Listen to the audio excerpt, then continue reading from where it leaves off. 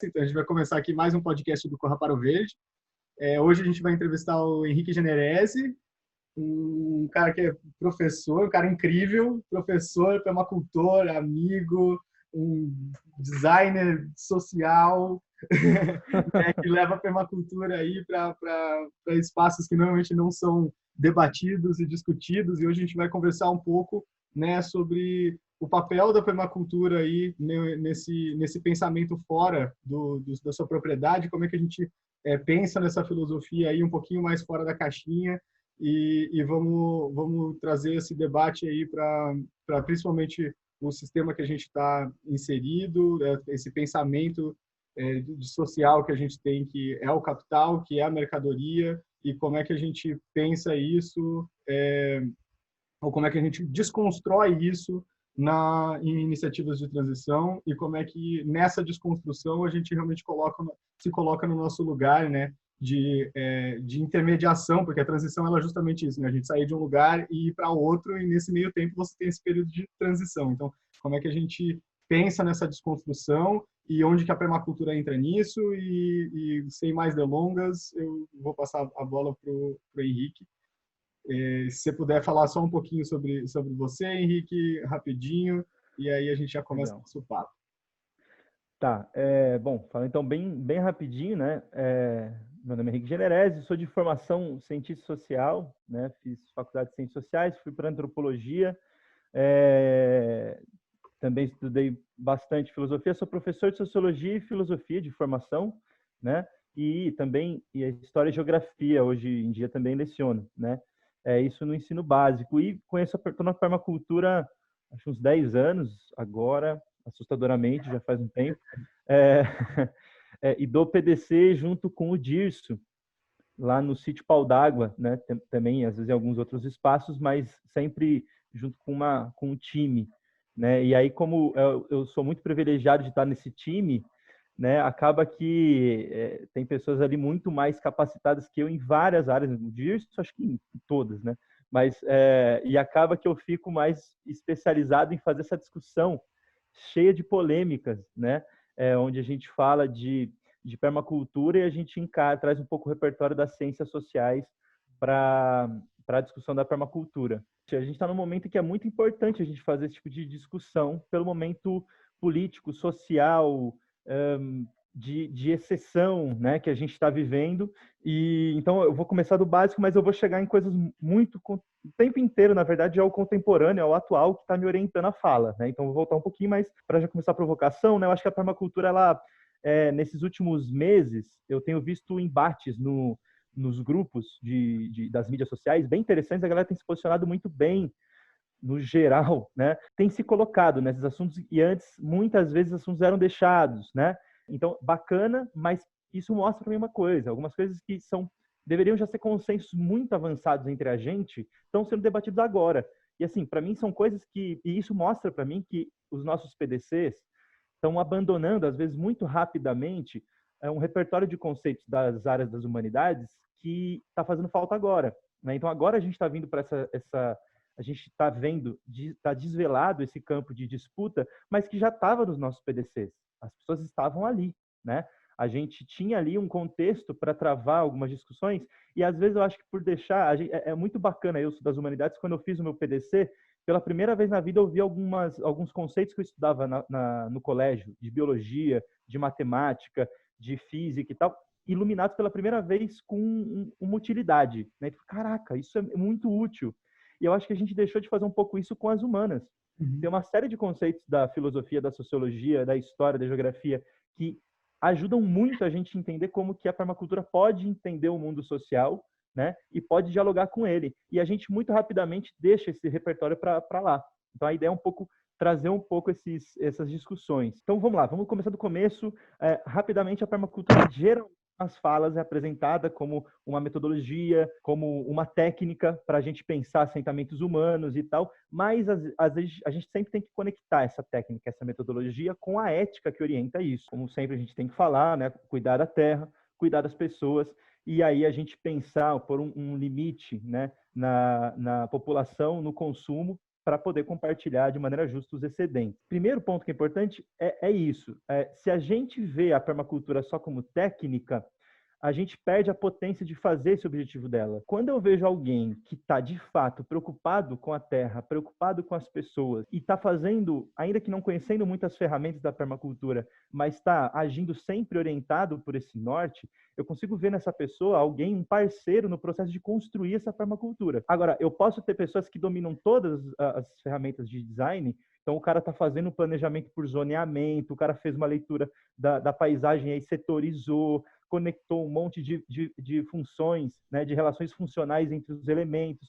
O design está super produtivo, mas se esse cara, por exemplo, ele está fazendo esse design com o objetivo de maximizar sempre o seu lucro individual, o seu ganho financeiro individual, eu não consigo estabelecer com ele um diálogo, eu vou falar um pouco mais por quê, que é necessário para que a gente possa um dia fazer a permacultura, porque afinal ela é orientada por essa ética. Então essa ética ela é um pouco o pressuposto, o primeiro fundamento para que, por exemplo, o PDC e essas metodologias possam causar essa revolução que a permacultura causa na gente. Se eu não tenho é por causa desses princípios que eu, quando me defronto com os princípios práticos, então por causa desses princípios éticos, quando eu vejo os princípios práticos e a metodologia de design, que eu consigo ver a potência da permacultura. Então, e aí eu quero trazer já um outro conceito, que é aprofundar na ideia de cultura. Quando a permacultura se apresenta como permacultura, depois que ela entende que, estou dizendo lá, Bill Mollison, David Holmgren, quando eles abandonam a ideia de só uma agricultura permanente, percebem que para eles fazerem essa agricultura permanente, vai ter que fazer uma revolução em toda a questão cultural, aí a gente está trazendo a ideia de cultura, a gente precisa entender um pouco isso. E aí a cultura é algo que a gente só produz coletivamente, historicamente. Se a gente pega lá da antropologia a ideia de que a cultura é a maneira pela qual eu enxergo o mundo, é a maneira pela qual eu vou agir no mundo. Então, do jeito que eu entender que o mundo funciona, é isso que vai orientar o meu jeito de agir nele. Então, quando a permacultura quer ser isso, permacultura, ela está dizendo que ela precisa mudar o nosso jeito de ver o mundo, de entender, de significar o mundo. E aí a gente não faz, a primeira provocação, a gente não faz isso, primeira não, sei lá, deve ser a terceira, mas a gente não faz isso se a gente quer construir uma permacultura individualista. A gente não vai resolver esse processo agora. Eu acho que eu poderia dizer que a permacultura, ela será permacultura no sentido cultural quando essa maneira de entender o mundo tiver de fato interiorizada num coletivo. Então, não sou eu que projeto a permacultura, nem o Bill Mollison, nem o David Holmgren, né? É um processo no qual a gente se insere. Então, é um processo coletivo e precisa de história. Então, nesse sentido, aquele cara que acha que hoje ele já é o permacultor, né? Então, assim, não, tá pronto a permacultura aqui em mim, né? Esse cara, não dá para a gente construir permacultura com essa postura, porque tem que ser um processo coletivo. Nunca existiu um ser humano que a gente reconheça como tal que se entendeu como humano sem uma coletividade, sem um processo histórico que gerou essa cultura. Então, não há essa separação, o homem natural e o homem cultural. É como se fosse natural do ser humano produzir cultura, produzir significado para o mundo em que ele vive. Então, a gente precisa entender essa cultura desse jeito. E aí entra uma pegadinha, de certa maneira, né? Porque a gente está dentro de uma cultura que a gente, pelos nossos valores éticos da permacultura, vê que ela é insustentável e antiética, e a gente, portanto, tem que superar essa cultura. Só que nós somos produto contraditório dessa cultura também. Então, a gente está no meio desse processo. A maneira pela qual a gente vê o mundo foi construída dentro desse contexto super contraditório e antiético que a gente está querendo superar. E aí, de novo, é muito importante a gente trazer essas ferramentas das ciências humanas para a gente entender esses processos, para que a gente não caia nessas armadilhas, desse repertório cultural das humanidades, né? E aí eu queria trazer a ideia do capitalismo. Então, a gente tem uma grande discussão se a permacultura pode se dizer abertamente anticapitalista, né? E eu vou defender aqui que sim, mas eu quero que você que fica incomodado quando ouve e tal, fica aqui um pouquinho mais, porque possivelmente muitas das contradições vêm do fato de que a gente não define a princípio de o que eu estou chamando de capitalismo. Então, eu vou tentar trazer algumas características do capitalismo que vem lá da definição das ciências humanas, da sociologia, basicamente, e a partir daí fazendo essa relação com os princípios da permacultura. Genericamente, isso tudo é falado em quase todos os PDCs que eu conheço, mas genericamente. E quando a gente não pega alguns pontos muito claros, a gente deixa aberturas para ciladas,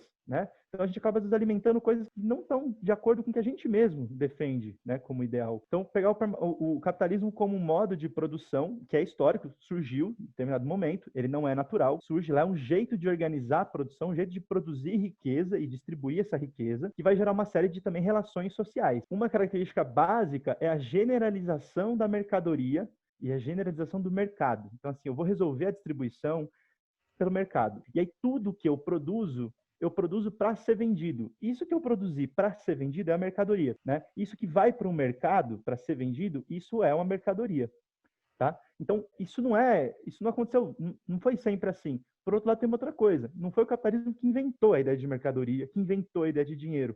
Mas a característica aqui que eu estou trazendo é que o capitalismo ele generaliza. Então, tudo é produzido para ser mercadoria. Então, e aí é muito concreto. Estou olhando aqui a casa de vocês, estão olhando a minha. Tudo aí foi mercadoria. O cara que fez esse estante aí atrás, ele fez para vender, né? Aqueles livros todos, e os meus ali também, né, são feitos para vender.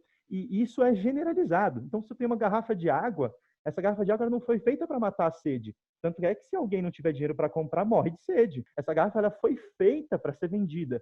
Então, assim, ela é de plástico para que eu possa ver através dela e ver a limpidez da água.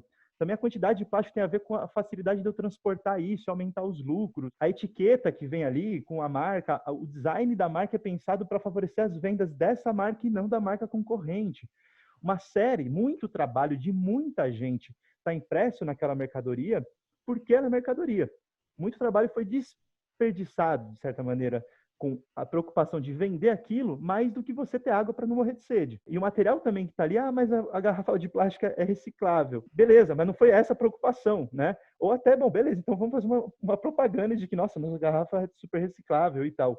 Mas quer dizer, o objetivo é a venda, né? E isso é generalizado. Tudo que você olhar em volta.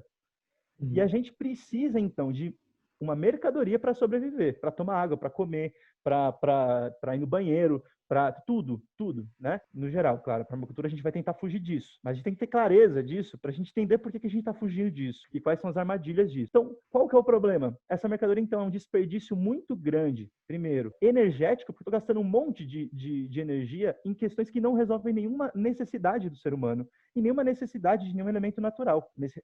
Resolve uma necessidade da estratégia que a gente escolheu para aquela mercadoria chegar até alguém, que é o mercado. Então, é um desperdício energético e ético, porque não cuida das pessoas, porque não cuida do planeta. Eu vou aprofundar um pouco mais nisso. Então, esse é um primeiro ponto. A gente é refém disso. Então, para a gente sobreviver dentro do capitalismo, a gente não tem outro jeito que não também buscar jeitos de ter dinheiro para comprar essas mercadorias. Então, tem uma generalização muito grande. Então, a permacultura tem que tentar fugir um pouco disso. Vou falar de outros aspectos, depois eu vou amarrar tudo isso. Um outro aspecto importante do capitalismo é que ele, então, na medida que tudo tem que ser produto, tudo tem que ser propriedade privada de alguém, também os meios sociais de produção, aquilo que a gente precisa para produzir as mercadorias. Já vou problematizar isso, mas veja, a terra que eu preciso para plantar aquele alface que vai ir para o mercado é visto aqui como um meio de produção. A fábrica é vista como um meio de produção, aquilo que sem o qual eu não produzo, né?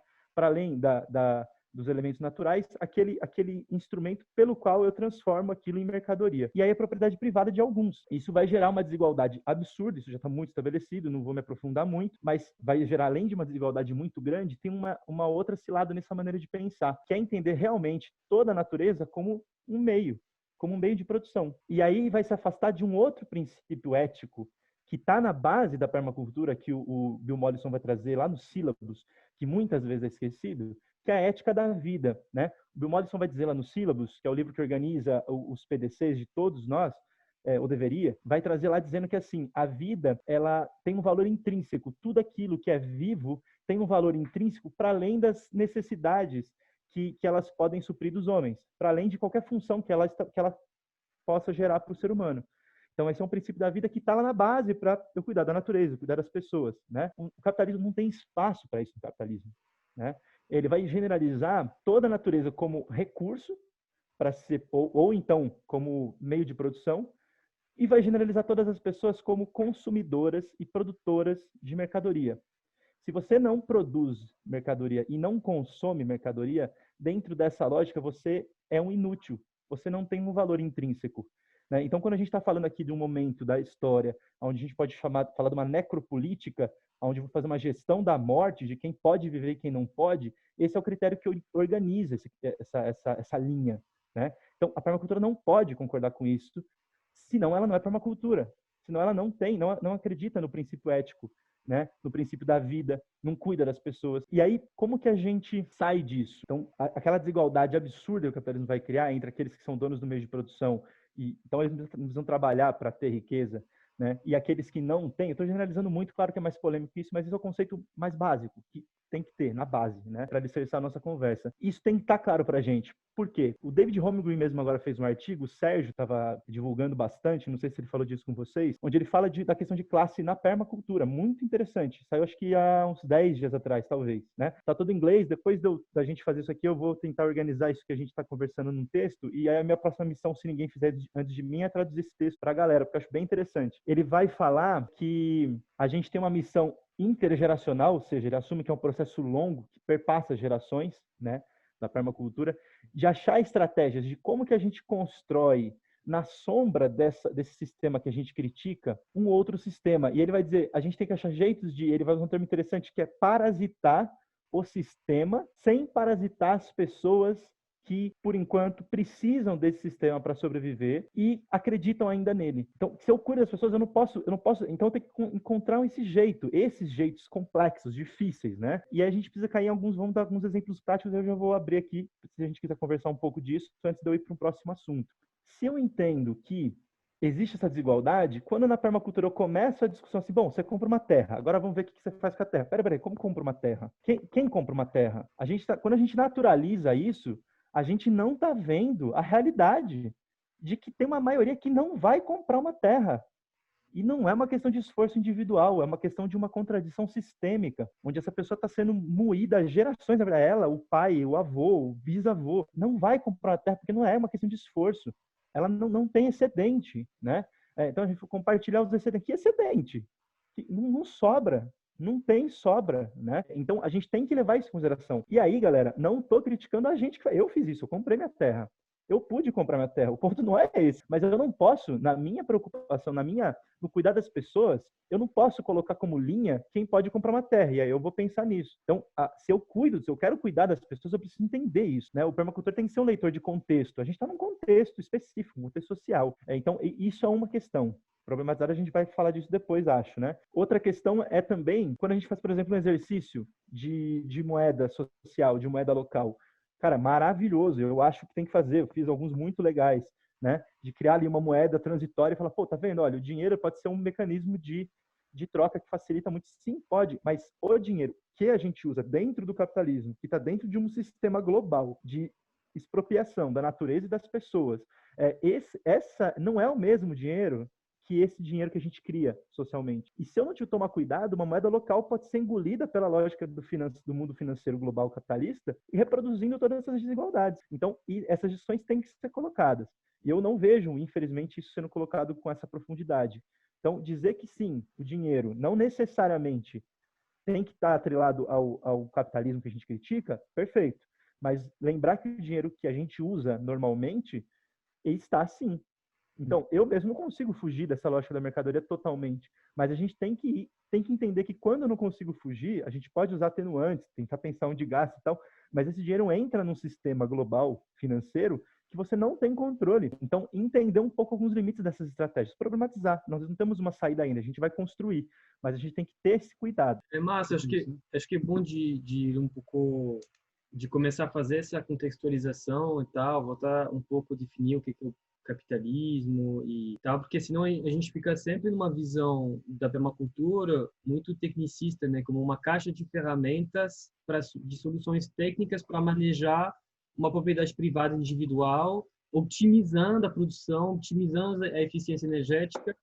E isso a gente vai diretamente nos 12 princípios de design, pulando a ética, né? E isso até a gente, no final das contas, a gente isso gera uma estratégia que não vai contra o sistema que está criando, né, um colapso socioambiental que já está em andamento, né?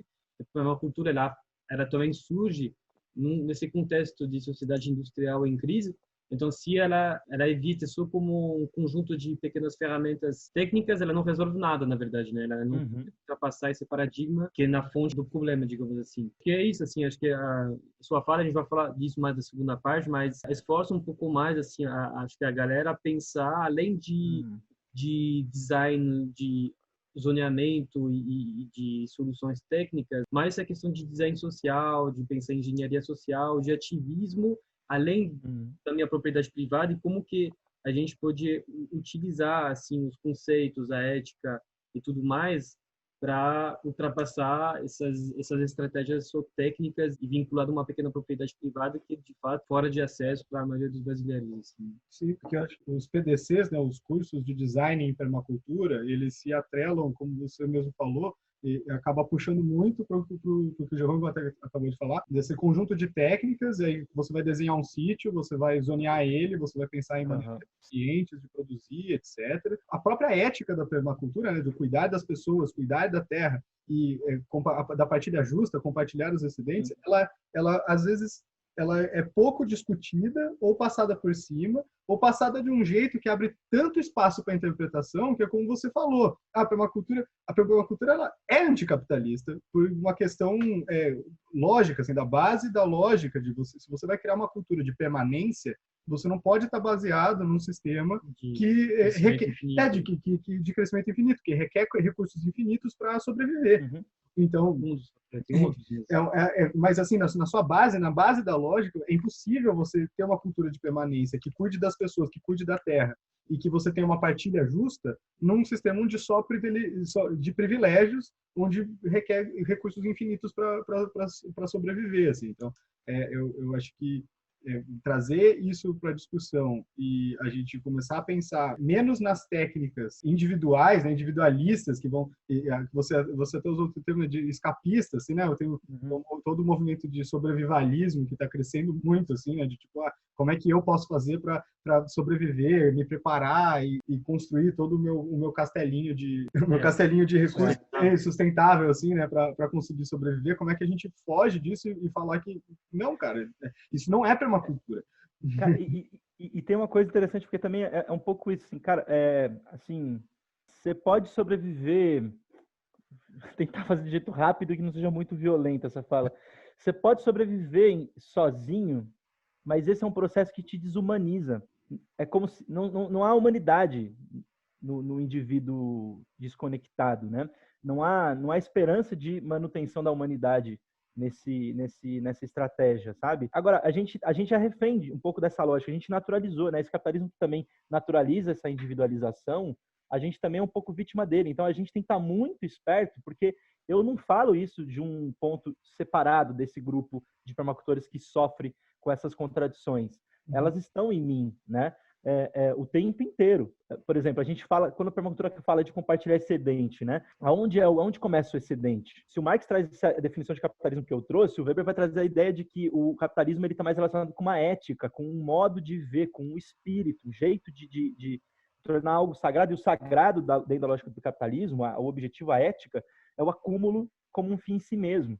Dentro da lógica cultural que a estrutura capitalista promove, que é isso que o Weber está analisando, não existe excedente, não tem excedente. Onde começa o excedente? E aí eu acho, por exemplo, quando a gente coloca com toda a solidariedade com os permacultores que fazem isso, mas quando vou definir os valores da permacultura assim, 1, cuidar da terra, 2, cuidar das pessoas, 3, compartilhar conhecimentos e... Como que é?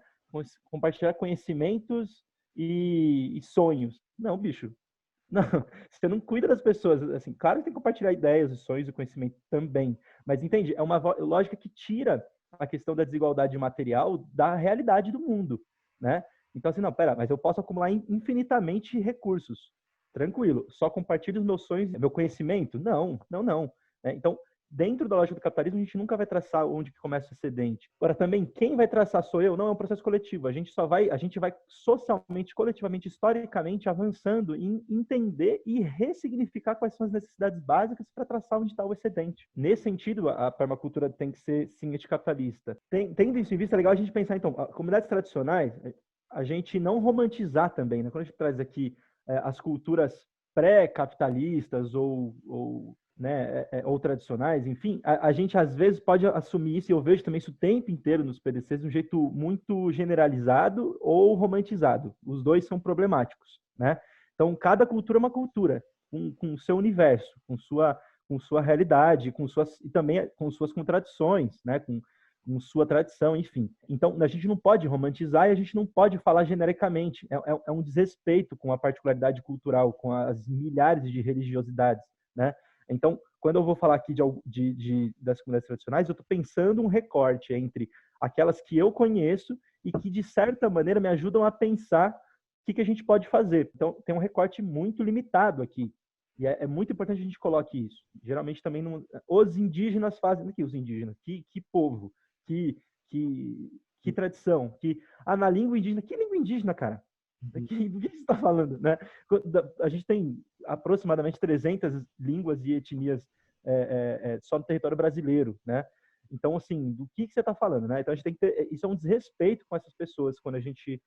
e com essas culturas, quando a gente aborda assim. Mas, então, fazendo um recorte, pensando... Mas é importante a gente saber que algumas dessas culturas, muitas delas, elas funcionam com uma relativa eficiência, com uma relativa calma, outras funcionam, sem a figura de um mercado, a figura de uma mão invisível que regula a distribuição, né? E sem a figura de um Estado controlador totalitário, de um Leviatã, né? De um monstro que controla por medo e tal.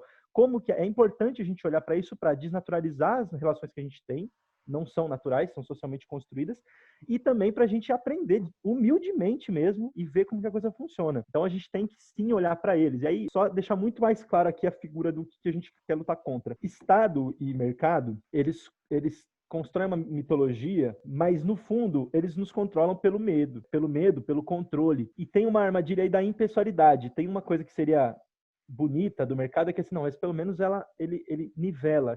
Tem dinheiro ou não tem? As outras questões não entram, né? Primeiro que isso é mentira. Vamos ver quando foi que o nosso capitalismo acabou com as desigualdades raciais, quando foi que ele acabou com as exclusões, os preconceitos regionais, quando foi que ele acabou com a LGBTQ-fobia, quando foi que ele acabou com as questões de gênero, com o machismo. Então, primeiro que não existe essa mitologia, nunca aconteceu. E outra, isso também não é bom, né? Quando ele despessoaliza a gente, né? Quando a gente está numa sociedade, veja, Estado e mercado olhando para a gente como não pessoas, mas como indivíduos, isso traz em si uma problematização. Ninguém mais é incentivado a pensar o lugar do outro, entender o outro como outro. A gente não vê as outras pessoas como pessoas, e muitas vezes nem a si mesmos como pessoas. Quando a gente está no trabalho é muito comum isso, né?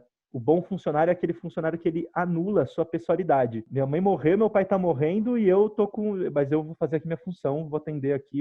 Então, o bom funcionário é esse que consegue anular o seu contexto. Ele não é uma pessoa.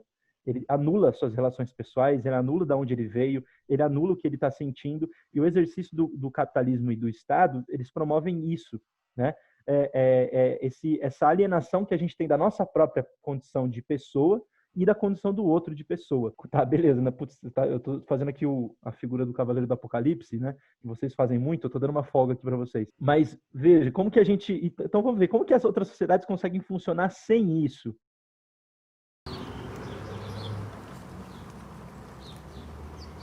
O modo de acessar o território coletivo, a governança desse território compartilhada,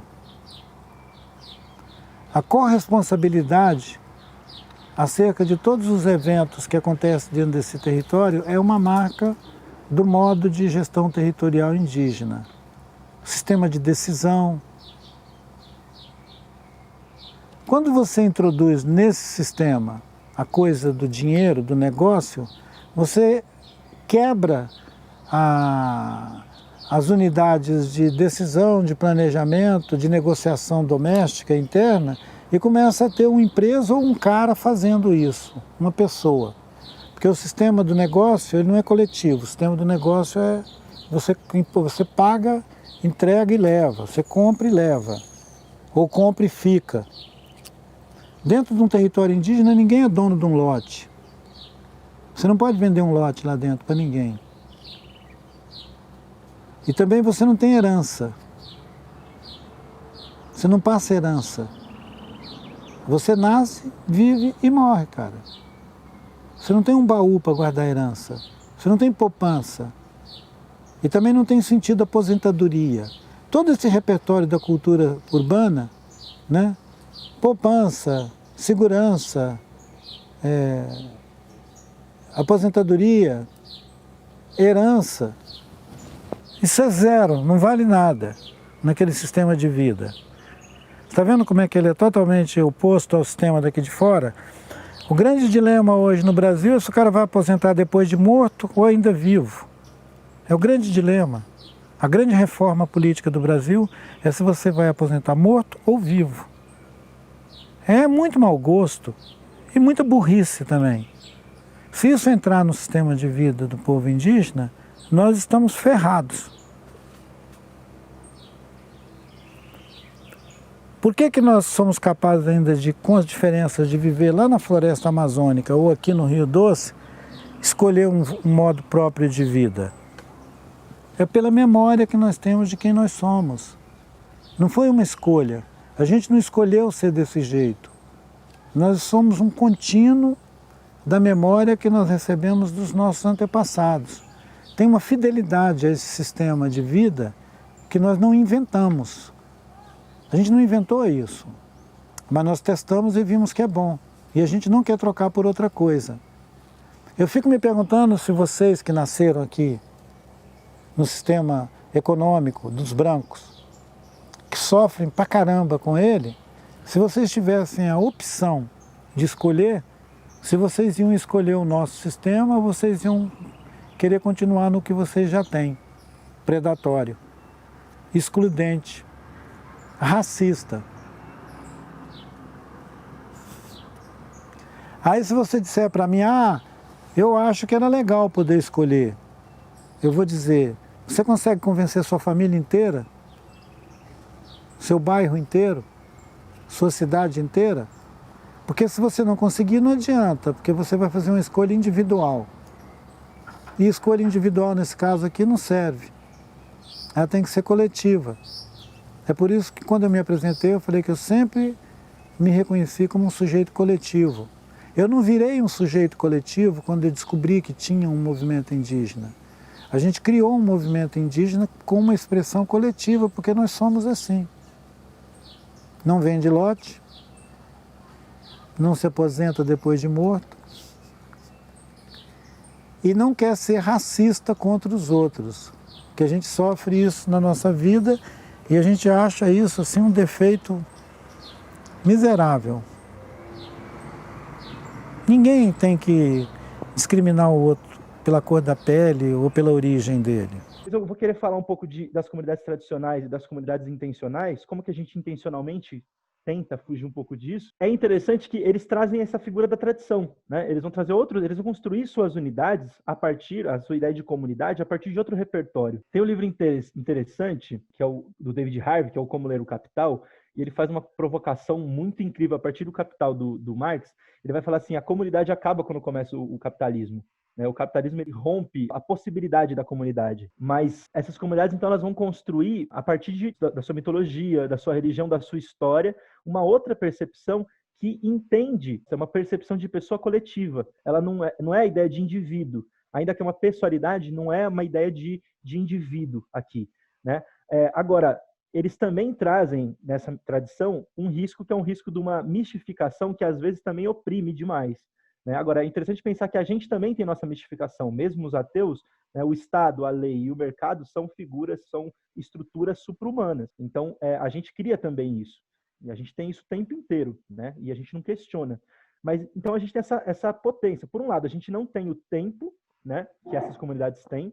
A gente não tem esse tempo para criar isso, porque a gente precisa sair desse capitalismo opressor. A gente tem que fazer uma solução que não passe pelos séculos de construção de uma comunidade, que é o que protege, de certa maneira, aqueles povos da necessidade desses sujeitos impessoais, Estado, a lei, que controla as coisas. Então a gente não tem isso, mas a gente tem do nosso lado justamente essa percepção crítica. E a ideia de crítica é fundamental. A gente tem que incorporar isso no modo do permacultor ver tudo. Crítica no sentido de que eu percebo que todas as ideias, todas as falas, todas as opiniões, todos têm um lugar de fala, todos têm uma perspectiva. E aí eu vou acolher, eu vou dialogar com tudo isso, mas de uma perspectiva crítica, daquele que não esquece que tudo tem a limitação da onde fala, do seu contexto histórico. Então, eu vou aprender de maneira crítica com esses povos, porque eu também tenho que criticar as tradições. Não é tudo que é tradicional. Então, eu estou colocando aqui, a gente pode fazer aqui uma simplificação, a tradição e o capitalismo. A tradição é boa, não, a tradição brasileira, por exemplo, uma sociedade tradicionalmente racista,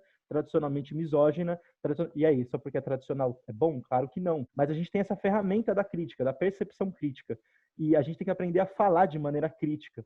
E desde que a gente adote essa postura crítica, eu proponho que a gente dialogue com tudo, que a gente aprenda com todos os movimentos, todas as experiências que legitimamente, que sinceramente lutaram ou tentam construir qualquer alternativa, né, a esse capitalismo e essas formas de opressão. Respondendo aqui de jeito interessante aqui, como que a gente cria essas comunidades? Eu respondo que a gente não cria essas comunidades. Não dá para a gente... Então, comunidades tradicionais e comunidades intencionais. Eu vou sugerir aqui uma coisa só para a gente pensar. Talvez daqui a uma semana eu mude de ideia, eu use outro termo. Mas a gente não cria a comunidade. A gente pode, no entanto, criar uma vizinhança, criar uma estratégia para servir de base, modos de nos relacionar, para que seja uma base, para que, com o tempo, essas relações possam construir uma comunidade, né? E essas comunidades em diálogo produzirem uma outra percepção do mundo, e aí produzirem essa permacultura que virá, mas que não está. Então, eu acho que a gente não cria comunidades intencionais.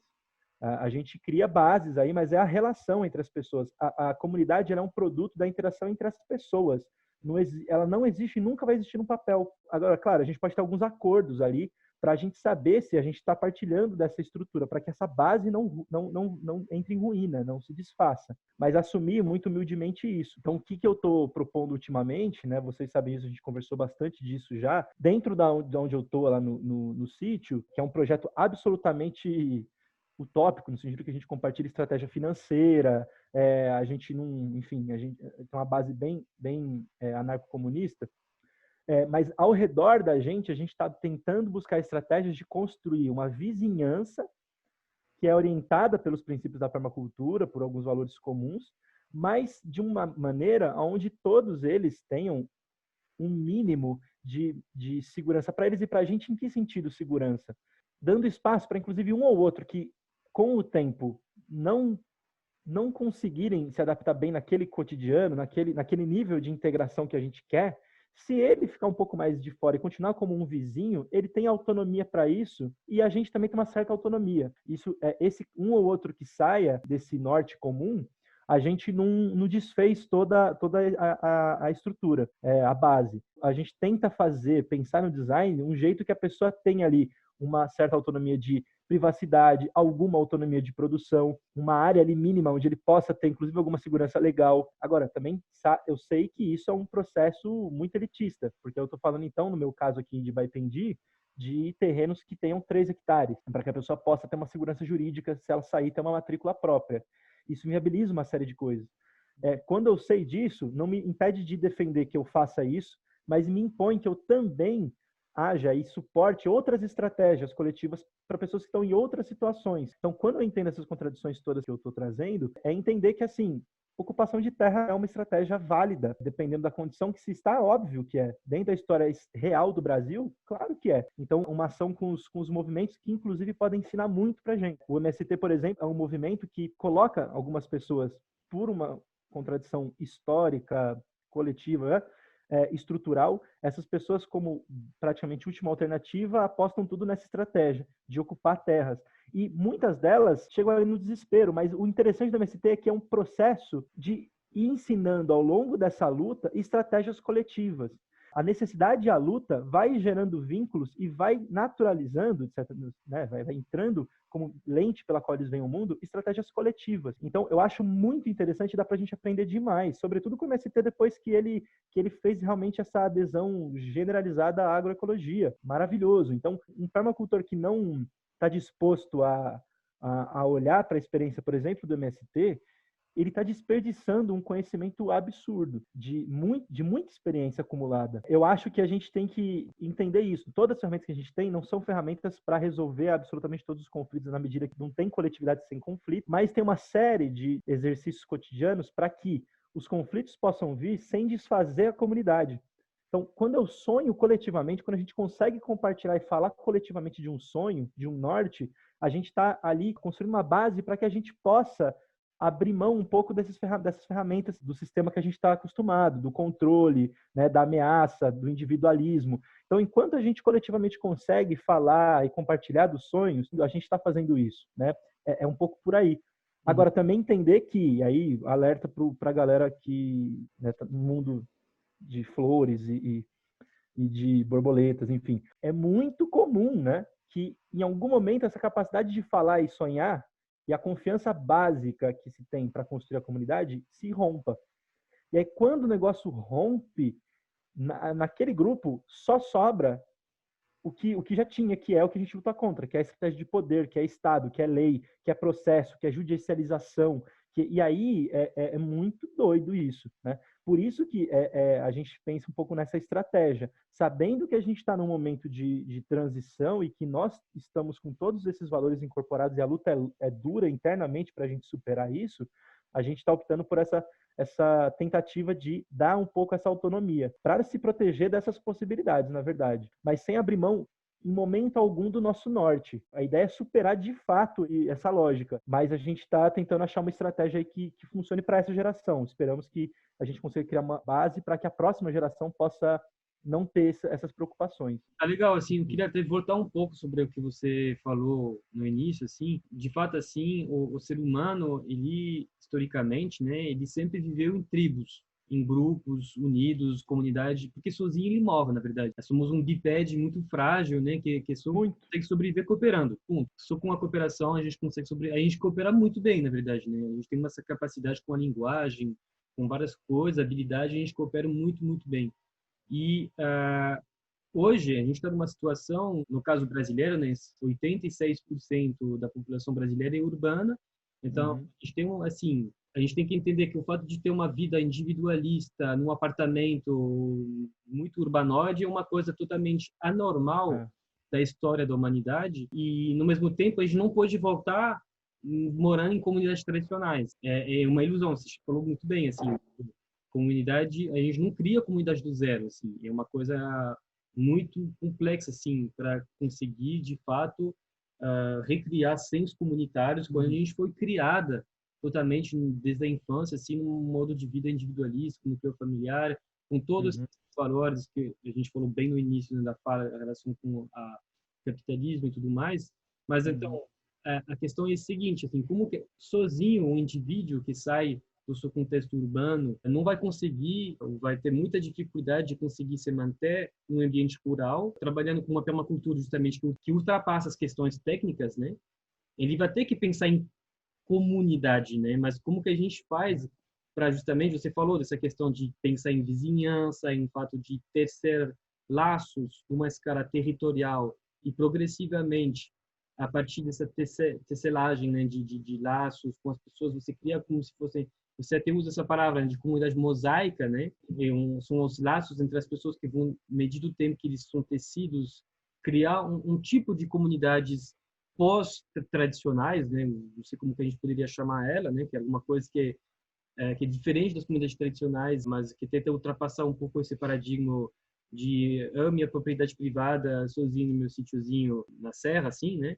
Então, como que a gente consegue, não sei se quais poderiam ser as estratégias para conseguir recriar esses centros comunitários, um paradigma isso, assim, de pessoas urbanas que estão tentando sair da realidade delas para justamente ir em direção de ser uma cultura não só técnicas, né, digamos assim. Como que a gente consegue fazer isso? É a grande questão, né? É a pergunta fundamental, eu acho, né? Eu acho que, primeiro, que não tem um caminho único, né? Eu acho que, justamente, os caminhos vão ser diferentes para cada grupo que tente fazer esse esforço. Para além das ferramentas que a gente tem, é como...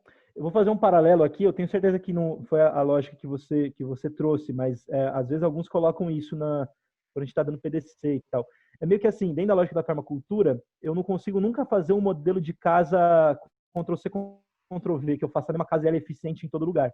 Eu também não vou fazer um design social de um grupo com Ctrl-C, Ctrl-V. Nunca vai ter uma resposta fundamental, básica para todo mundo em qualquer conceito. Então, assim como uma casa, assim como o design de um terreno, eu vou olhar para aquele terreno específico, o design para cada grupo, eu preciso olhar para aquele grupo específico. Eu acho que você tem uma ideia norteadora que pode ser usada para você tentar formar o grupo, depois um processo de amadurecimento do grupo enquanto grupo, né, para mapear melhor quais são para que esses indivíduos se tornem pessoas dentro do grupo, então que você conheça as pessoas, que você tenha relações pessoais com elas, que a gente saiba o mínimo do contexto do outro, para que a gente possa, inclusive, levar esse outro em consideração quando eu falo com ele. Então, que a gente consiga construir, tem 1000 ferramentas, né? A gente pode pensar comunicação não violenta, a gente pode pensar sociocracia, uma série de ferramentas que podem ir entrando, mas eu sempre vou dar essa ênfase no podem, porque o próprio grupo pode trazer processos diferentes. Mas você vai ter que chegar, e aí eu chego, acho que um pouco onde você queria, Jerome, a gente vai ter que chegar numa cola, a gente vai ter que chegar em algo que seja o fundamental para aquele grupo. E a estratégia, de fato, vai partir disso, dessa estratégia para esse grupo. E aí a ideia de comunidades mosaicas, acho que é a gente ter cada experiência em diálogo com outros, e experiência para um acúmulo de experiência de modo crítico, contextualizado sempre, né? Não tem ninguém vai ser o modelo perfeito disso, e a entender que a gente está dentro dessa fase desse processo, onde a gente não vai enxergar essas soluções. É como se um caminho que é assim, bom, quando eu chegar em cima daquela montanha, talvez eu veja melhor a partir dela. Se a gente também esperar para a gente traçar o caminho de aqui até o destino, não vai rolar, porque o nosso ponto de vista agora impede que a gente veja partes do caminho. Então, o caminho se conhece no caminhar, não tem muito outra saída, né? Não tem. Agora, esse caminhar precisa levar em consideração essas questões para fora do grupo também. Falar um pouco mais para frente justamente do design da zona 6, mais ponto a ponto, né? Mas é isso, não tem uma resposta clara, né, para você. E eu acho que a gente não pode dar. Na verdade é isso. Quem tiver uma resposta clara, uma receita de bolo, já está errado. Não dá para ter uma receita de bolo. Agora dá para a gente aprender com as experiências dos outros grupos e ir coletivamente, enquanto grupo, construindo estratégias coletivas. E aí tem estratégias de manter o grupo, de atividades. Isso envolve questões de lazer, isso envolve questões de brincadeiras, de danças, de trabalho coletivo. O capitalismo vai dizer que tempo é dinheiro, não, tempo é matéria da vida. É quando eu compartilho tempo com as pessoas que eu começo a construir relações e eu começo a fazer parte de uma comunidade. Bom, isso povos tradicionais, eu vou pegar aqui a experiência dos Guarani, dos povos andinos, isso que é o que eu conheço em primeira pessoa, são mestres nisso. Então a gente tem que, de certa maneira, recriar um pouco algumas desses espaços que o capitalismo foi roubando. Espaços onde a gente está com as pessoas não para produzir nada, porque eu não vivo para produzir nada, eu vivo, isso é o fim. Então eu tô aqui porque eu quero compartilhar a vida com vocês, a minha vida, que é o que eu tenho. Então acho que criar esses espaços, entende? De troca não mercantilizada. Agora, com certeza a gente tem que levar em consideração como sobreviver materialmente, e a gente vai ter contradições nesse período de transição. Eu acho que a gente não resolve numa geração, e essas conversas têm que vir antes, entende? Essas conversas têm que vir na formação do grupo. Aonde que um acha que está ali, aonde o outro acha que está. Porque senão, na hora que um começa a agir, o outro começa a falar, nossa, que absurdo, está indo contra tudo que eu acredito. Então, assim, é ter um caminho para o diálogo constante e a humildade da gente saber que a gente não sabe.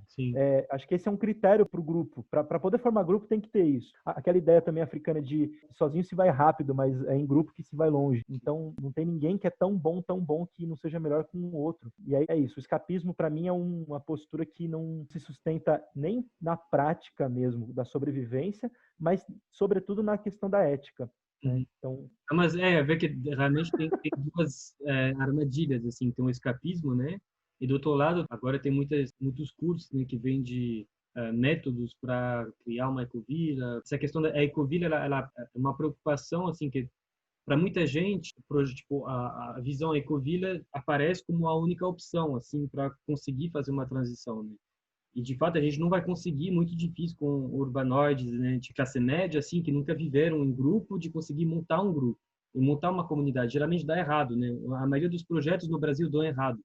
É muito difícil de ver projetos bem-sucedidos, assim, até alguns que tem uma vibe mais religiosa e tal, Mas acho que a questão é isso, assim, o escapismo, de fato, é uma armadilha que você vai reproduzir num sistema mercantilista, tóxica, de dominação e tal, e com a ilusão de resiliência e sustentabilidade. Do outro lado, você tem a ilusão também de conseguir ter método para recriar neo-aldeias, ecovilas, ou até, às vezes, se espelhar nos modelos das comunidades tradicionais, sabendo que uma pessoa que nasceu e cresceu em São Paulo não vai conseguir criar uma aldeia guarani ou uma comunidade quilombola, né? É uma coisa totalmente ilusória de conseguir chegar nesse nível, enfim. Então, acho que a questão é essa, assim, acho que tem uma frente de trabalho, assim, que tem que ser mais pensado nessa área, né, da permacultura, da agroecologia e tal, de engenharia social, assim, tipo, beleza, não tem receita de bolo, mas tem como facilitar, sistematizar processos.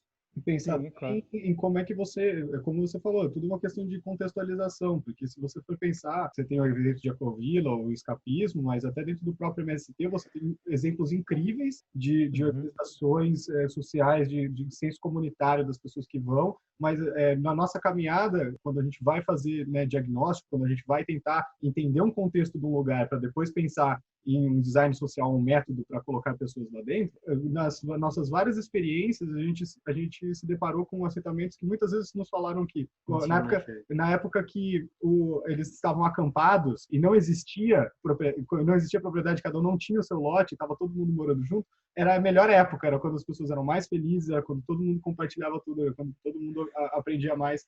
Porque tinha um sonho que era compartilhado, né? Porque eles conseguiam compartilhar e comungar de um sonho.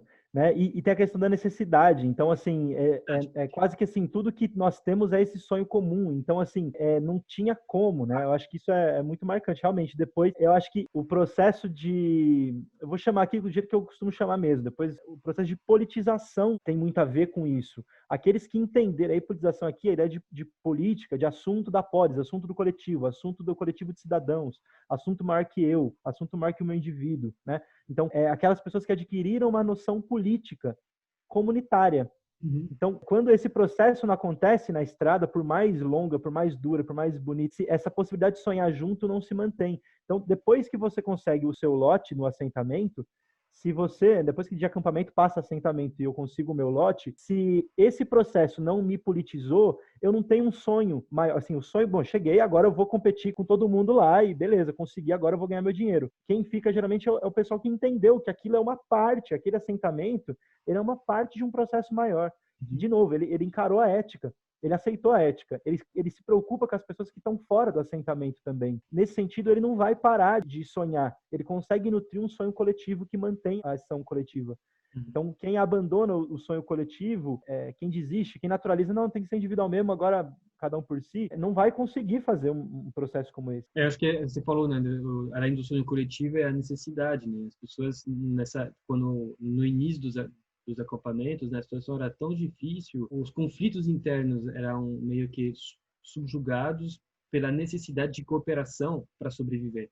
E você vê realmente que são, às vezes, grupos de pessoas que moravam na cidade, que vinham de regiões diferentes, que conseguiam criar uma comunidade relativamente rapidamente por causa de um senso de sobrevivência e que a cooperação é a maneira mais eficiente de sobreviver, claro, frente a e um mínimo de politização também, porque se isso vamos sobreviver, a gente pode cair também no outro paradigma do Mad Max, né? De ninguém conhece ninguém, ninguém acredita em ninguém, é a lei do mais forte e tudo mais. É assim, a necessidade de sobrevivência, de cooperar, junto com um mínimo de politização, ou de capacitações, né, de trabalho de base, como eles falavam nos movimentos, assim. Eu acho que é bem inspirador para pensar no modelo das pessoas que estão querendo fazer a transição, as pessoas que fazem PDC, que são pessoas de classe urbana, de classe média urbana, enfim. Como que a gente consegue também se espelhar nesses movimentos sociais, né? Porque o próprio MST tem toda essa parte da politização comunitária dentro dos assentamentos, mas você tem todo o movimento de escolas agrícolas e todo o movimento de capacitação de jovens e de integralização mesmo com a própria comunidade que está perto do assentamento. Então, você enxerga que todos os casos de projetos de assentamento que dão muito certo, eles não perdem esse centro de comunidade, eles criam essa cola, criam esse laço e criam essas relações com todo o entorno. Eles não se limitam só dentro daquele espaço, né? Isso aí. Perfeito. Que eu acho que é o caminho que a gente, né, a proposta que eu faço, a gente ter esse outro assuntozinho que eu acho que pode ir para aí, esse outro bloco, é essa relação com a Zona 6, né? É eu entender onde está o limite da minha comunidade. E depois ainda vou querer falar um pouco da relação do permacultor com o coletivo, com fora do seu sítio. Isso aí. Perfeito. Que eu acho que é o caminho que a gente, né, a proposta que eu faço, a gente ter esse outro assuntozinho que eu acho que pode ir para aí, esse outro bloco, é essa relação com a Zona 6, né? É eu entender onde está o limite da minha comunidade, né? E aí, às vezes a gente fica ali só dentro do grupo que vai fazer a Ecovila, o coletivo, né? E não experimenta. A ideia de experiência é um termo interessante. Tem um antropólogo, o Victor Turner, que ele vai lembrar que, assim, agora não lembro nem qual das línguas que ele pega, mas assim, o per de experiência, ele partilha da origem etimológica do per de perigo. É como se não há experiência de fato se eu não me coloco em risco. Então, se você não põe em perigo a sua noção de eu, você nunca vai construir um nós. Isso. Então, eu acho que essa ideia que eu trago de cultura, sempre processo coletivo e tal, tem um pouco esse objetivo. Se a gente vai para a caminhada sem colocar em risco a nossa própria concepção de pessoa, não vai rolar, entende? Não entender que a percepção que a gente tem de indivíduo, nossa, ela é problemática e parte do problema, é muito difícil que a gente consiga, de fato, estabelecer relações profundas, né, em outra lógica. Então, por isso que eu sinto falta dessas discussões no PDC. Eu acho que isso é super, super necessário. Agora, se quiserem, a gente pode falar um pouco de como eu penso as estruturas invisíveis aí em Zona 6. Eu acho que aí dá para amarrar legal essa conversa. Bom, então eu acho que assim, o ponto de partida é o que a gente já está mesmo, de que assim, o melhor dos mundos é inocente a ideia de que o isolamento é uma possibilidade, né? A perspectiva escapista, ela tem uma inocência, e aí assim, vamos trazer a ideia de estruturas invisíveis, né? Que na permacultura é quando a gente fala daquilo que rege as relações entre as pessoas, a parte imaterial da permacultura que influencia a nossa vida. Então, é real, tem que estar no design, mas é imaterial. A gente vai falar agora de estruturas invisíveis da Zona 6. Né? Na permacultura, a gente faz o zoneamento, divide o sítio em as propriedades em 5 zonas, sendo que a Zona 5 já é aquela de reserva natural, onde eu não mexo, eu só vou ali para aprender com a natureza. E aí a Zona 6 é aquilo que está para fora do seu sítio. Então, o que eu vou tentar falar é um pouco de uma parte que também entra pouco nos PDCs. No nosso, a gente, além das 72 horas lá que o sílabus prevê, a gente tenta pôr uma carga horária maior para poder falar um pouco disso, mas que é, então, essa relação com a comunidade. E com a cultura, com a parte imaterial da sociedade. Mas vocês vão ver que o material e imaterial também fica muito fluido, as coisas se relacionam o tempo inteiro. Então é inocente essa postura escapista. Vamos lá, o seu terreno está dentro de um lugar que tem leis. Você tem que lidar com a lei é parte de estrutura invisível, e você não consegue fazer uma estratégia até a Zona 5 de mudar uma lei. Você está sujeito a fiscalização, você está sujeito a imposto, você tem relação com o vizinho, que deixa entrar vaca no seu terreno, então a sua relação com ele influencia o seu design.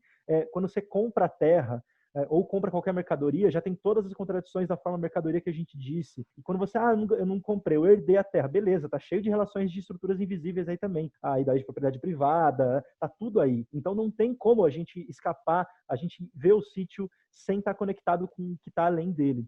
Fora as questões globais, a gente pensar aquecimento global, a gente pensar mudanças climáticas, não dá para você ter uma estratégia toda. A mudança climática vai pegar o escapista que está no lugar mais escondido do planeta, vai pegar o cara.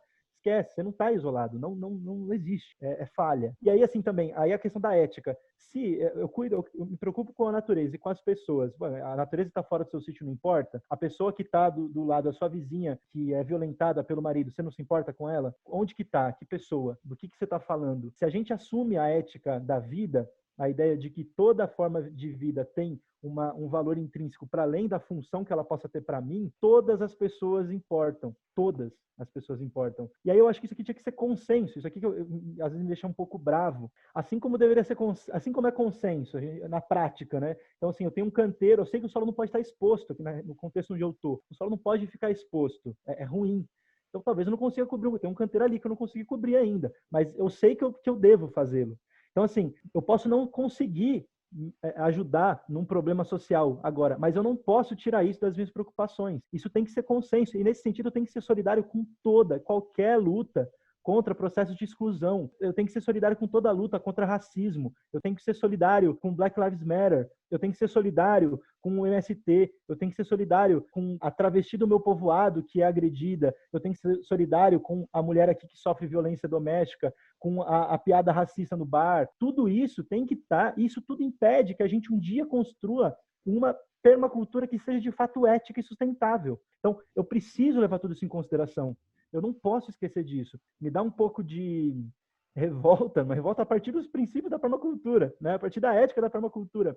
Como que isso não é consenso? Não dá para começar a conversa, é muito difícil. Olha, claro, eu posso ter uma solidariedade crítica. Eu vejo problemas, eu aponto, olha, isso aqui não funciona aqui, isso está dentro desse contexto, isso aqui eu acho que não foi legal. Claro, né? Mas assim, a solidariedade com todos os movimentos de luta tem que ser consensual. Eu não posso ser um permacultor e não me importar com a morte de George Floyd. Eu não posso ser um permacultor e não me preocupar com o João Pedro. Eu não posso me preocupar com a Ágata, de 8 anos, que foi assassinada pela polícia. Eu não posso. É um pressuposto ético. Agora, nesse sentido, a gente consegue muito facilmente, quando a gente dá nosso PDC, falar assim, olha, não tem fora naturalmente. Esse lixo que foi para fora da minha propriedade, suja lá. Cara, não tem fora socialmente também. Não tem fora. Não tem fora. Uhum. Ou a gente se preocupa com a natureza, e é toda a natureza, e eu vejo as consequências de todas as minhas ações, não importa até onde vai, ou não sou permacultor. E ou eu me importo com todas as pessoas que estão sendo atingidas por essas desigualdades e que às vezes eu alimento essas desigualdades se eu não penso nisso, ou eu não sou permacultor. Claro, aí a gente tem que pensar estratégias, a gente tem que pensar que tem coisa que eu consigo atingir numa escala e outra em outra. Então, eu costumo pensar a estratégia as estruturas invisíveis como se eu estivesse fazendo um zoneamento. Então, eu vou pensar também nas escalas, o que está na escala local, do bairro, municipal, estadual, nacional, né? E esses problemas, esses elementos que vão entrar, são elementos invisíveis, o racismo, uma lei específica, a falta de vigilância de uma questão aqui, a violência doméstica. Eu vou pensar isso entra no design. Então, lógico que eu vou ver onde que eu tenho ação, onde eu consigo ter influência. Não estou dizendo que você tem que chegar, na primeira vez que você chegou no terreno, você vai lá no bar, o cara faz uma brincadeira e você vai, aciona a polícia porque é racismo. Não, pera, você não está entendendo como que funciona o racismo no Brasil, né? Mas eu preciso criar uma estratégia. Ou ainda que eu não precise, no sentido de que talvez, eu não consigo nem ver o que eu faço, ok. Mas tem que ser uma preocupação que está na sua cabeça. Então eu vou pensar também as relações que estão me permeando ali, como que eu posso interagir com essas pessoas e com essas instituições, com movimentos sociais, com prefeitura, com o Centro de Referência de Assistência Social, com tudo isso, eu vou pensar como que eu posso interagir de um jeito onde a minha interação cause o máximo de impacto. Então, é a conexão dos elementos. Ou como que eu vou promover uma aproximação entre esse elemento e outro para que eu potencialize esse meu design social. Então, aqui entra tudo. O permacultor, ele sabe fazer isso. Ele sabe que as soluções verdadeiras são pequenas e lentas. Ele sabe que eles vão ter que propor soluções diversas para um problema. Ele sabe que todos os elementos têm que cumprir mais de uma função. Toda ação sua, toda interação sua aí tem que impactar de uma maneira plural. Ele sabe que você não resolve nenhum problema a partir só de um elemento. Uma necessidade fundamental tem que estar suprida por mais de um elemento. A gente sabe disso. Socialmente é a mesma coisa. A gente vai fazer um design social, um design permacultural complexo dos elementos culturais, das estruturas invisíveis. E aí, não dá para eu esquecer a parte do governo, né? Não dá para esquecer a política aqui. Ou alguém acha, quando a gente... É muito louco isso. A gente fala, bom, o melhor lugar é a gente ir lá para a beira de um parque, que a gente fica ali, tem nossa água garantida. Cara, você tem nossa água garantida porque é um parque, mas o parque ele é instituído por uma lei. Se muda a política ambiental, como está mudando, como está lá, passa boiada em cima da política ambiental, você é atingido, cara, esquece.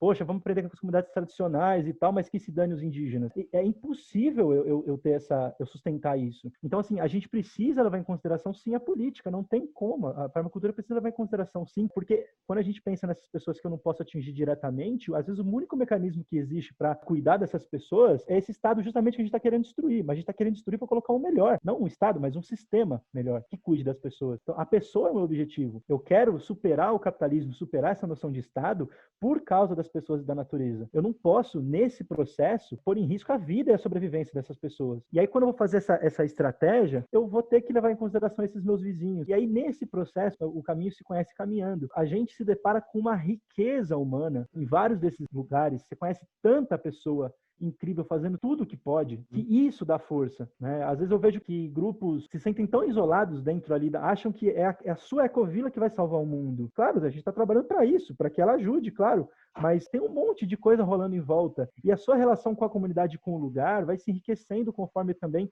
eu estou aberto a reconhecer o valor dessas outras iniciativas. Eu acho que aí a relação... E aí começa, Vitor, a questão que você colocou lá, bem interessante, de que eu não preciso criar do zero algumas relações. tem relações ali muito mais coletivas e interessantes do que a gente a curto prazo consegue criar, com as quais eu interajo e da onde eu tiro força, tanto para a solução de problemas materiais, de sobrevivência e tal, quanto também dessas relações culturais, dessas estruturas invisíveis. Eu vou me beneficiar disso também. Isso não é só uma estratégia ética, ela cumpre essa outra função de aumentar também eu ser visto no meu território como uma pessoa e eu ter relações ali para além da minha ecovila, sabe? Então, eu acho que com o tempo, um projeto bem sucedido deveria ser aquele que quem chega e perpassa ali quase não vê mais diferença entre quem que está no projeto e quem é da comunidade anterior. Esse é o ideal. E aí eu quero trazer uma provocação, que é a seguinte, a gente às vezes vai para o território e um ano depois, nosso sonho é assim, putz, como que eu tiro todos os vizinhos que estão aqui para colocar meus amiguinhos super éticos e permaculturais e revolucionários? Putz, ia ser muito lindo se ali, em vez do fulano que está ali há 6 gerações, fosse minha prima. Não, cara,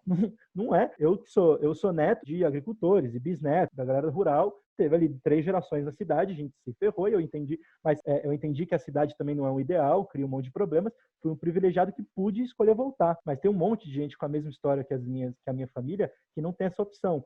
E eu não posso querer que o meu vizinho, que eu compre o mais barato possível o sítio do cara, para o cara sair de lá e ir para a cidade, se eu sei que o que vai acontecer com ele é o que aconteceu com meu avô, com meu pai, quando ele der sorte, porque a maioria dos caras vão se ferrar. Então, assim, eu entendo a gente, tá, beleza, mas eu preciso comprar uma terra. Sim, mas aí disso, aí eu digo assim, eu vou comprar o máximo de terra que eu puder e vou expulsar o máximo de pessoas que eu puder e vou trazer o máximo de pessoas diferentonas para cá. É excluir esse cara que está sendo jogado numa situação da qual você está querendo fugir sem as ferramentas que você tem. Então, eu entendo que, tá, eu precisei comprar meu sítio também, e faz parte desse processo. O cara queria sair, era um senhor de idade que precisou ir para a cidade, quis ir para a cidade para estar mais perto do hospital, blá, blá, blá. Mas eu não posso colocar como estratégia única essa, de aumentar loucamente a especulação imobiliária. Isso tem que entrar no nosso cálculo. Será que eu consigo pensar alternativas? Será que esse terreno aqui eu consigo convencer um grupo maior de vir, porque aí vem mais pessoas bem intencionadas para um sítio, mas eu expulso menos pessoas. Ou eu vou trabalhar na escola, para que na escola a molecada perceba que o campo não está destinado à pobreza, à carência, e que a cidade não é o suprassumo da existência humana. Então, como que eu vou fazer uma estratégia para evitar isso? Ainda que eu precise comprar o terreno, mas eu não vou esquecer esse problema. E aí, assim, como acho que a permacultura percebeu, é aquele texto clássico lá do Martin Niemöller. Primeiro eles vieram pelos comunistas, não fiz nada porque não era comunista. Depois vieram por não sei quem, não fiz nada. Até que vieram por mim, não tinha mais ninguém para fazer nada. Se o permacultor não lutar pelas questões locais, se o permacultor não lutar pelas questões coletivas, o que a gente acha? A gente acha que no Brasil não perseguem ambientalistas? Não perseguem? Você acha que o permacultor vai ser poupado? Por quê? Por quê? E aí é uma estratégia de sobrevivência para os sobrevivencialistas. Se você não estiver junto com a comunidade, esquece, cara. Se você está tentando proteger as pessoas e está tentando proteger a natureza, você está indo contra a lógica que vê a natureza só como recursos e as pessoas só como produtores e consumidores de mercadoria. Você é inimigo desse sistema, cara. Você entra, em algum momento você entra na mira. Só não percebe quem não, sei lá, dá um Google aí de número de mortes de ambientalistas, né? Dá um Google aí de número de mortes de pessoas que lutaram por questões coletivas, né, no Brasil. E a gente vai entender do que a gente está falando. Então, é parte da estratégia também de sobrevivência que a gente esteja amarrado com processos coletivos e maiores que a gente. Acho que é toda a questão de realmente pensar, porque muita gente ficou preocupado para conseguir ter um sítio, investir, essa questão de ficar preparado para uma situação de colapso de uma sociedade técnico-industrial ou de instabilidade cada vez maior do sistema. Assim. Eu acho que a resiliência ela tem que ser pensada, de fato, de forma coletiva, se não tem resiliência, primeiro. E isso a gente precisa justamente pensar mais em ferramentas de como tecer relações localmente com a escola, com os agentes de saúde, com a prefeitura, como que a gente sai um pouco dessas pequenas iniciativas altas que as pessoas compram um pedacinho e não conseguem ver mais longe da sua propriedade privada e no final das contas é isso assim, ele não cria mais resiliência, ele cria uma certa fragilidade porque ele está isolado. É isso assim, o vizinho, mesmo que ele venha de uma cultura totalmente diferente, sempre tem como ter pontos para conseguir ter convergência, né, e criar um tipo de relação, né, com o entorno. Acho que isso é legal até de pensar até a vizinhança próxima, né, que é um raio de alguns quilômetros, até as iniciativas numa escala biorregionais, numa escala de uma biorregião, né, então você vê que tem, às vezes, várias outras pessoas fazendo a mesma coisa, cada um do seu lado, né? Isso é muito comum de ver no Brasil, né? E, às vezes, sem falar com com política pública, até que às vezes tem uns projetos legais que estão saindo, né? Onde poderia se encaixar, um projeto em relação com educação socioambiental, por exemplo, né? Mas tem muitos outros. E acho que é isso, assim, que você está tentando fazer na Montiqueira, acho que tem muita gente cada vez mais, né, alinhado com isso, assim, a gente vê já, né, resultados muito interessantes. Acho que é sempre bom de pensar que agora temos ainda um pouco de tempo, né, como se fosse laboratório, né, para desenhar essas estratégias, para realmente enxergar uma estratégia de resiliência que seja realmente coletiva, através disso, assim, né? Não sei se não gosto muito de falar dessa palavra, mas acho que é de método, né? Como que eu consigo, se nunca fiz isso, como que eu consigo minimamente, quais são os primeiros passos para conseguir criar um tecido de ajuda mútua, de relações na volta da minha propriedade, se eu conheço ninguém no início, assim. Acho que isso é legal de trazer mais isso para as pessoas na hora dos cursos, enfim. Esse é a grande, ó, a Zona 6, se a gente for pensar na maneira com que, pelo menos a gente enxerga, pensar em qualquer estratégia para se fazer qualquer coisa, o ideal é que você comece na Zona 6, né? Você comece pensando quem já está ali, o que já está acontecendo ali, quais são as coisas que estão acontecendo, demandas. Quais são as demandas, quais são os gargalos, quais são os problemas, quais são as relações, quais são os conflitos, o que está acontecendo nesse lugar, para depois você pensar em zonear qualquer outra coisa. Depois você vai planejar primeiro quem são as pessoas que estão ali, quais são as relações que já estão construídas, quais são as iniciativas que já estão acontecendo, para depois você tentar se enxergar ali dentro ou não. E eu acho que quando o Jerome fala em método, eu acho que ele até falou mais cedo, né, que hoje tem muita coisa de tipo, como criar sua ecovila, sua casa sustentável, como ser autossustentável. Isso vai muito da zona 0 para as demais, né? Você primeiro parte do meinho ali, né, do que você faz ali no seu, depois você pensar no resto. E eu acho que tem um movimento contrário. Eu acho que é um duplo movimento, né? Porque, assim, eu acho que é interessante de pensar como que eu posso ser útil na comunidade, escolher a minha comunidade, para onde eu estou indo, quer dizer, colocar as estruturas invisíveis locais como questão que você olha quando vai escolher, por exemplo, um sítio. Acho que isso é muito interessante. E ter, talvez, a gente tem como norte o longe, né? Que, assim, a mudança de um sistema global. A gente é isso, né? Acho que quando o Bill coloca de permacultura como revolução disfarçada de jardinagem, é isso. Então, assim, eu tenho isso lá no norte, então eu parto de lá, mas claro que, assim, você tem que pensar e aí, energeticamente falando, sua ação geralmente começa de dentro para fora, do mais próximo para mais longe. Então, as minhas relações com os vizinhos me dão um pouco contatos e fôlego e uma certa legitimidade para eu poder, talvez, fazer uma conexão com um agente público. E dali eu vou conhecendo o cotidiano daqui também do pequeno, né, do meu vale, para eu conseguir pensar melhor a realidade dali e ir articulando com os outros problemas. Então, eu acho que, sim, o Deleuze fala um negócio legal, né, da esquerda, de que é o ponto de vista. Tem o cara de certa generalizando, né? A da direita é o cara que, assim, primeiro eu, depois aqui meu vizinho, minha família, depois o outro, depois o que minha rua, meu bairro, né? Ele se entende assim. E aí, nesse sentido de esquerda, é quem não. Ele entende primeiro o grupo, primeiro o mundo, depois o continente, e aí eu dentro desse contexto. Então eu acho que a gente parte desse ponto de vista, mas a nossa ação começa no local, né? A nossa ação vai daqui para lá. Agora, no ideal, aí eu acho que também uma provocação, eu tinha muito essa visão de que eu então ia, beleza, tendo essa noção clara do contexto, eu vou traçar uma estratégia para o meu povoado, para o meu vizinho. Vou ficar uns anos atuando só aqui. Depois, mais uns anos, eu chego a entender um pouco mais a cidade. Depois, mais uns, eu vou no seu... E eu acho até que está certo, geral. Só que o problema é que a gente está... Assim como... Vamos pensar na parte física. Eu primeiro construo minha casinha, depois fazer minha hortinha, vou indo da zona 1, zona 2, estabilizo cada uma e vou crescendo. Depois elas vão se conectando, mas é assim. Mas se eu vejo um incêndio que está vindo do vizinho, por mais que eu estou na fase de construir minha casa, eu estou na minha zona 0, mas eu estou vendo um incêndio que está vindo. Eu largo aqui e vou correr lá, porque eu preciso parar o incêndio, até para mim, até para não chegar na minha casa. O que a gente está vivendo socialmente é isso. O ideal, acho que, do design das estruturas invisíveis da Zona 6 é a gente agir daqui para lá. Eu defendo isso, que a gente tenha relações muito consolidadas no local e vá crescendo a partir daí. Mas o que a gente está vivendo hoje é um incêndio. Eu não consigo imaginar um termo, porque acho que tudo é comparável com o que a gente está... É o pior. A gente está sofrendo um ataque nessa questão de estruturas invisíveis que eu não conheço paralelos, assim. Então, o que eu acho que o último... Fazer um pedido, assim, acho que os perguntadores estão começando a fazer isso abertamente, que seria assim, bicho, não dá mais. Fascismo não dá. porque isso uma hora chega em todo mundo. Então, assim, agora, eu acho que a gente estava construindo essas realidades, nossas estratégias locais. Eu mesmo tinha parado de agir com movimentos sociais diretamente, né, quando eu vim para cá, para Mantiqueira. Agora, a emergência do contexto fez eu reatar esses contatos. Para o que eu consegui agir para barrar esse processo generalizado que pode engolir todas as localidades, eu preciso fazer. É a estratégia de quem abandona a casa para proteger a casa, combatendo o incêndio que vai chegar nela. Então, assim, permacultor agora tem que estar de olho, tem que estar fazendo o que puder, cada um dentro do seu contexto, respeitando também sua pessoalidade, suas limitações, seus valores, sua maneira de ser, mas todo mundo tem que estar engajado nessas questões. Né? Não dá para ser indiferente, não dá para estar tentando só fazer seu sítiozinho, porque vai ser engolido. Bom, acho que é muito isso mesmo.